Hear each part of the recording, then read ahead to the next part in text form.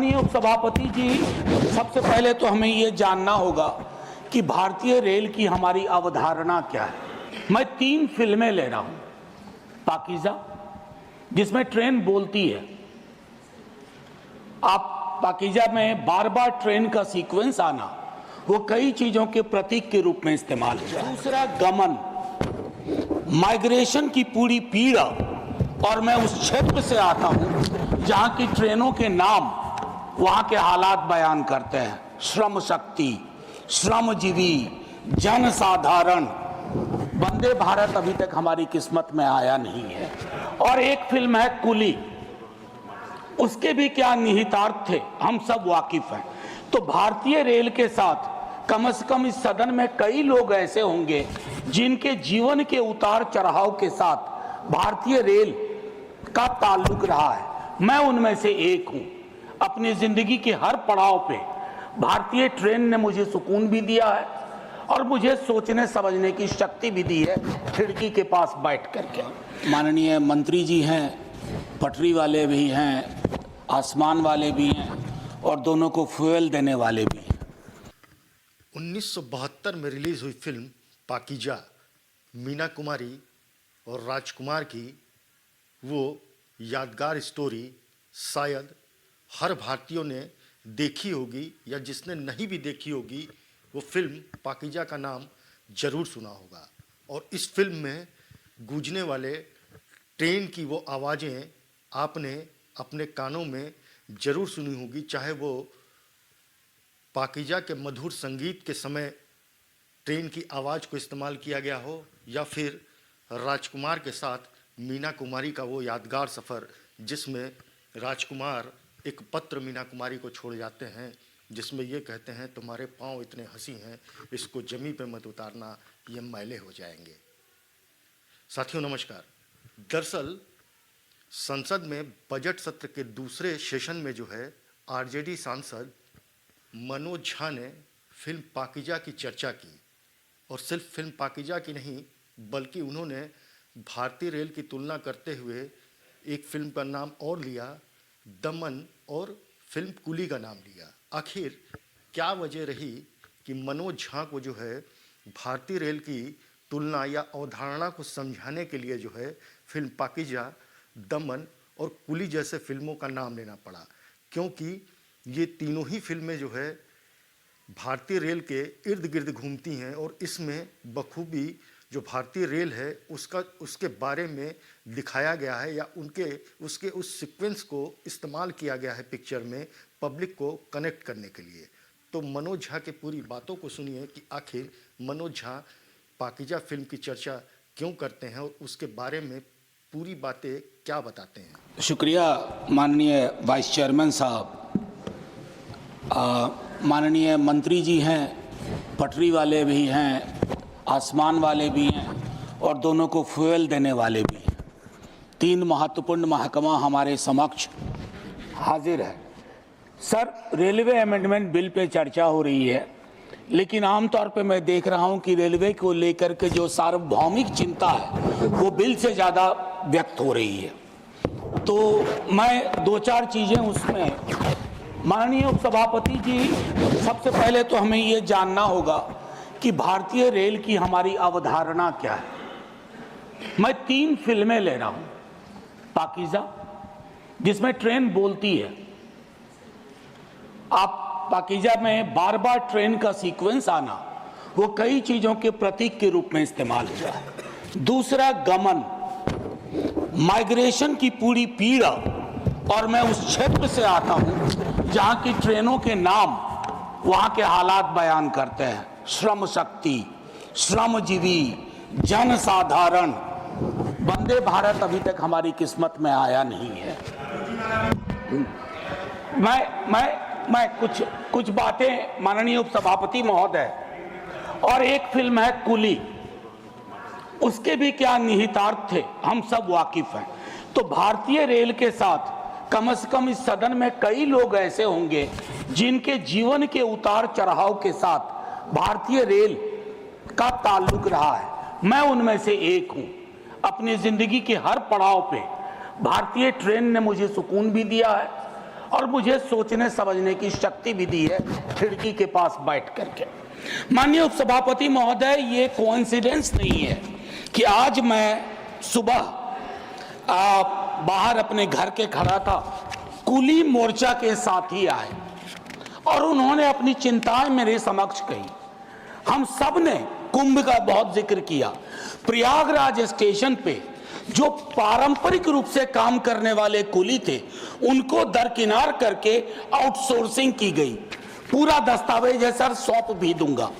कुलियों को लेकर के मेरे पास इसलिए भी संभवतः आए होंगे क्योंकि लालू जी के कार्यकाल में कुली वर्ग को जो सुविधाएं दी गई वो महत्वपूर्ण है, याद करना। बाकी नव उदारवाद ने कई प्रस्थापनाएं बदल दी हैं। लोकल फॉर वोकल की हम बात करते हैं, कुल्हड़ को हमने आखिरी सलाम करके किनारे कर दिया। कुछ चीजें जो मैं कहना चाहूंगा, मैं माननीय मंत्री जी से कहूंगा, do we really require 100% electrification? क्या ये हमारे लिए सबसे बड़ी प्राथमिकता हो? उस रूट पे भी इलेक्ट्रिफिकेशन, जहां दिन में सिर्फ एक गाड़ी चलती है यहां से वहां, और मढ़ौरा में जो डीजल इंजन बन रहा है जिसकी कोडल लाइफ 30 ईयर्स है, उसका क्या होगा? अभी भी मढ़ौरा में निर्माण हो रहा है। माननीय मंत्री जी से ब्यूटिफिकेशन पे बहुत खर्च हुआ, अच्छा लगता है, लेकिन एंड यूजर को क्या हासिल हो रहा है खूबसूरत चमचमाती स्टेशन से? क्योंकि मैं देख रहा हूं सर, प्रीमियम ट्रेनों पे जो प्रीमियम है सरकार का, वो बाकी ट्रेनों को नहीं है सर। हाल में मैं तमिलनाडु एक्सप्रेस से गया था। माननीय मंत्री जी से मैंने एक दिन लाइटर वेन में आग्रह किया था कि आप अपना प्रशासनिक अमला लेके विजिट मत करो, वेश बदल करके उन ट्रेनों में जाइए। श्रमजीवी, श्रम शक्ति, टीएन एक्सप्रेस, कोई आपको पहचाने नहीं कि आप अश्वनी वैष्णव है, तो आपको फर्क पता चलेगा। माननीय मंत्री जी, IRMS बनाया, लेकिन उसमें 8 सर्विस और जोड़ दी। क्या हासिल हुआ भाई? पुनर्विचार करिए, कुछ फैसले अगर बदलने पड़े। अब इसमें 8 नई सेवाएं हैं। 4 वर्षों से चल रहे सर्विस निगोशिएशन का कुछ हासिलात नहीं हुआ। मेरा मानना है कि पहले का जो रेलवे का था कि 5 बोर्ड मेंबर्स बोर्ड में जो अपना अपना डोमेन नॉलेज लेके आए, उनको उसको बहाल किया जाए। मैनुअल कपलिंग अभी भी क्यों हो रही है कोचेज एंड वैगन्स में, जिससे मौत की आशंकाएं रहती हैं? क्या हम इस परिपाटी को खत्म नहीं कर सकते? हम तो खैर क्या कहूं, शिकायत भी नहीं कर सकता। सीवेज में उतर के मरने वाले के लिए आज तक सिवाय आंकड़ों में जोड़ने के हमने कुछ नहीं किया। स्टाफ को लेकर के चिंता है सर। रेलवे बहुत बड़ा एम्प्लॉयर भी था, बहुत बड़ा, one of the biggest employer. और 23 में संभवतः जनवरी के महीने में यही बताया गया कि 3,12,000 नॉन गजेटेड पोस्ट खाली है। उसके लिए हमारी क्या चिंता हुई? बस 30 सेकंड और दे दीजिए जी, बस 30 सेकंड। भारतीय रेल के भविष्य का सवाल है, हमारा भी भविष्य जुड़ा हुआ है। और सेफ्टी को लेकर के मेरे कई साथी बोल चुके हैं, मैं उस पर टिप्पणी इसे पे इतना करना चाहता हूं कि जब कवच की चर्चा हुई, हमने बहुत सारे विजुअल्स देखे, बहुत तरह की बातें देखी, लेकिन उसके बावजूद अगर इस प्रकार की दुर्घटनाएं होती हैं, जैसे उसके लिए एक अकाउंटेबिलिटी मैकेनिज्म, अक्सर हम देखते हैं कि भगदड़ भी हुई यहाँ न्यू दिल्ली रेलवे स्टेशन पे, खबरें आई कि सीसीटीवी ऑफ कर दिए गए। हमें चिंता इस बात की होती है कि लोग ना जान जाए, बगैर इसके कि किस प्रकार हम इस तरह की चीजों को करें।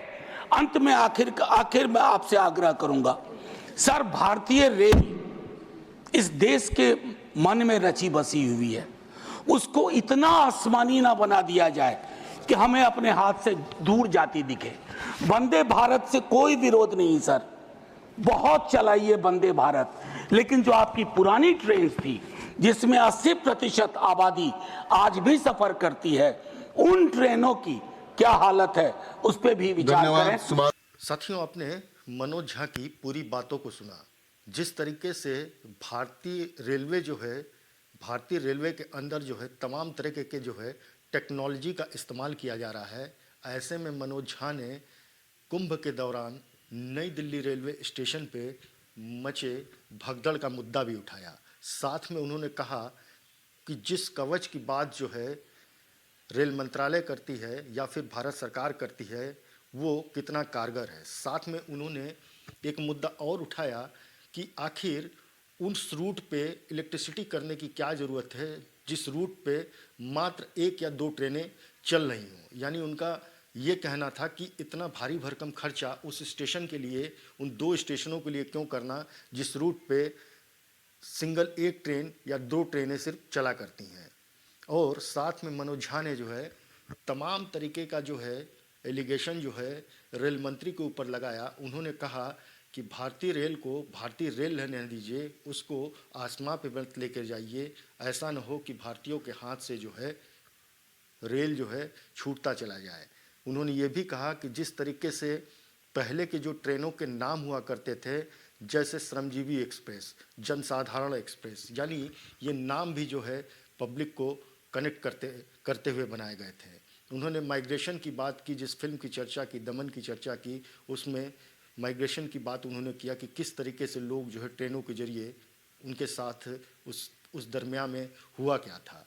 तो ये सारी बातें रहीं जिसको लेकर के जो है आरजेडी सांसद मनोज झा ने जो है मानो रेल मंत्री अश्विनी वैभव के सामने जो है तमाम तरीके के जो है सवालात खड़ा किए। इसके बाद रेल मंत्री ने उठ करके इस पूरे मुद्दे पर जो है अपनी बातों को रखा।